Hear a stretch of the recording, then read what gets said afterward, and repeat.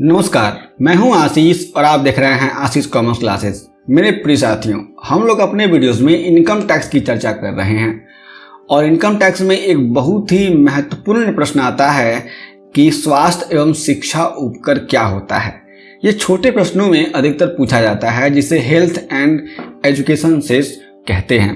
अब ये income tax के कंप्यूटेशन यानी जब इनकम टैक्स का निर्धारण होता है, इनकम टैक्स का कैलकुलेशन किया जाता है, उसमें कैसे होता है उसको हम लोग न्यूमेरिकल में जानेंगे।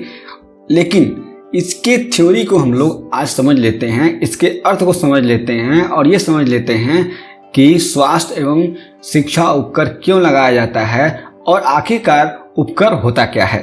उपकर से तात्पर्य व्यक्तियों के मूल आयकर दायित्व पर लगने वाले अतिरिक्त कर भार से है। यानी यहाँ पे कहा जा रहा है कि कोई भी व्यक्ति है, उसने मान लीजिए 10 लाख रुपए कमाए, उस 10 लाख रुपए पर उसे टैक्स लग गया, यानी सारे के सारे छूट मिलने के बाद से उस पर टैक्स लग गया।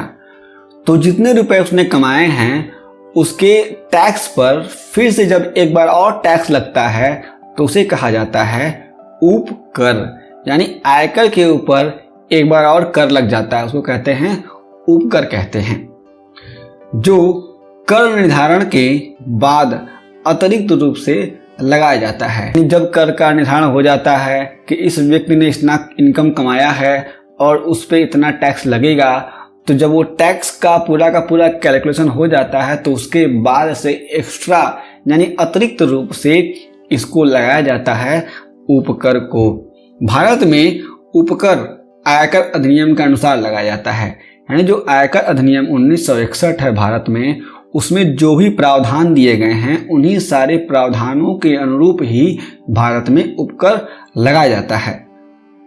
उपकर हमेशा सामाजिक कल्याण की दृष्टि से लगाया जाता है। यानी उपकर को लगाने का उद्देश्य यह होता है कि इसमें सामाजिक कल्याण की भावना होती है कि गवर्नमेंट क्या करती है, लोगों के टैक्स पर एक्स्ट्रा चार्ज करके, एक्स्ट्रा टैक्स लगा करके उस पैसे को कलेक्ट करती है और उस पैसे को सामाजिक कल्याण में लगाती है। अब आपके मन में ये प्रश्न आएगा कि गवर्नमेंट जो है टैक्स लेती है, उस पैसे को भी तो वह सामाजिक कल्याण में लगाती है, तो यह बाद में उपकर लगाने का क्या तात्पर्य है।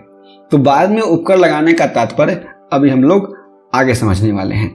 हमेशा सामाजिक कल्याण दृष्टि से लगाया जाता है, जिसमें सरकार के द्वारा देश के उन पिछले क्षेत्रों के लिए उपकर लगाया जाता है जिन्हें विकास की आवश्यकता होती है। यहाँ पे कहा जा रहा है कि सरकार के द्वारा देश के उन पिछले क्षेत्रों के लिए उपकर लगाया जाता है। पिछले क्षेत्रों के लिए का मतलब है कि गवर्नमेंट को लगता है कि अभी शिक्षा जगत में और भी इम्प्लीमेंट होना चाहिए, और भी डेवलपमेंट होना चाहिए, लोगों को रोजगार मिलना चाहिए, लोगों को सही तरीके से शिक्षा मिलनी चाहिए।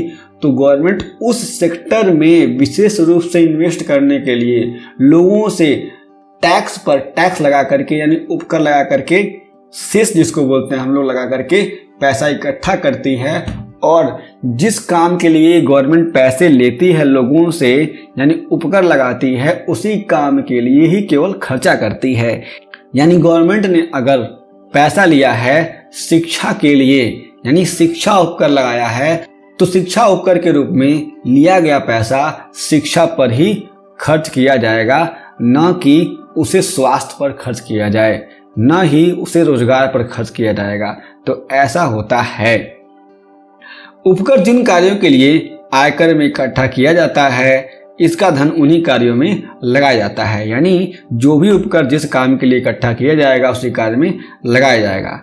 यहाँ पे एग्जाम्पल है, जैसे स्वास्थ्य उपकर हमेशा स्वास्थ्य संबंधी सेवाओं में तथा शिक्षा उपकर हमेशा शिक्षा संबंधी सेवाओं को बढ़ावा देने में लगाया जाता है। यहाँ पे एग्जाम्पल में बताया गया है कि जो भी स्वास्थ्य संबंधी उपकर होते हैं, यानी जिन उपकरों को इस नाम से लगाया जाता है कि वे स्वास्थ्य उपकर हैं, तो उनसे मिलने वाला पैसा स्वास्थ्य में खर्च होगा।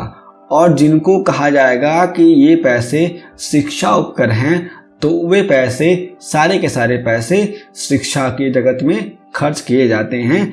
किसके द्वारा? सरकार के द्वारा। आयकर अधिनियम के अनुसार आयकर में स्वास्थ्य एवं शिक्षा उपकर 4% की दर से लगाया जाता है। यानी जो आयकर अधिनियम है उसके अनुसार जो भी टैक्स पहले कट जाता है उस टैक्स पर 4% की दर से स्वास्थ्य एवं शिक्षा उपकर लगाया जाता है। यदि आपके पास और कोई भी प्रश्न है तो हमें नीचे कमेंट बॉक्स में जरूर बताएं, हम उन सारे प्रश्नों का उत्तर जरूर देंगे। हम फिर से मिलेंगे एक नए वीडियो के साथ, तब तक के लिए जय हिंद।